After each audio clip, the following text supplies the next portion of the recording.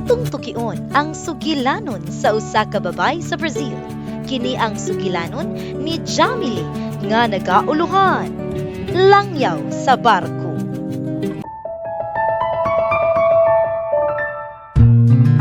Si Jamily nabalaka sa dihang miabot ang usa ka langyaw sa gawas sa ilang balay ug miingon, "Hello, kay kasagaran walay bisita nga moadto sa ilang layong baryo sa suba sa Amazon sa Brazil."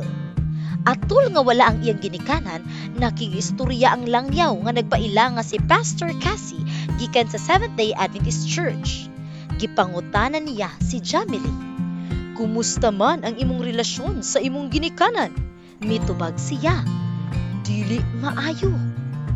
Samtang nagpadayon ang ilang panag-istorya, nawala ang kahadlok ni Jamily ug misugod siyag hilak.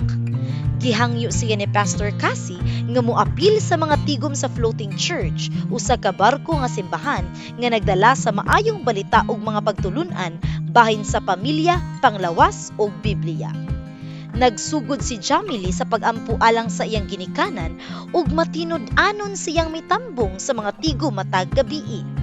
Human sa usa ka bulan, nabautismuhan siya sa tubig sa suba sa Amazon, usa ka pinakadakong kalipay sa iyang kinabuhi. Nausab ang dagan sa baryo. Nagtukod sila og bag-ong iglesia diin nagpadayon ang mga pagsimba ug pagtulunan. Bisan pa nga wala dayon naayo ang relasyon sa iyang mga ginikanan, nagpadayon si Jamily sa pag-ampo hangtod nga usa ka adlaw miduol ang iyang amahan sa simbahan.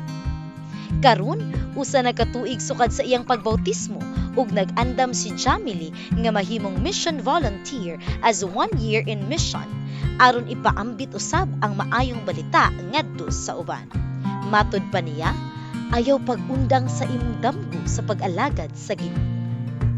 Ang floating church nagdala og paglaom sa mga tawo sa Amazon River, usa ka proyekto nga natukod pinaagi sa 2016 nga 13th Sabbath offering. Salamat sa inyong mga pag-ampo ug suporta kay pinaagi niini daghang kalag ang nadala ngadto kang Kristo Jesus.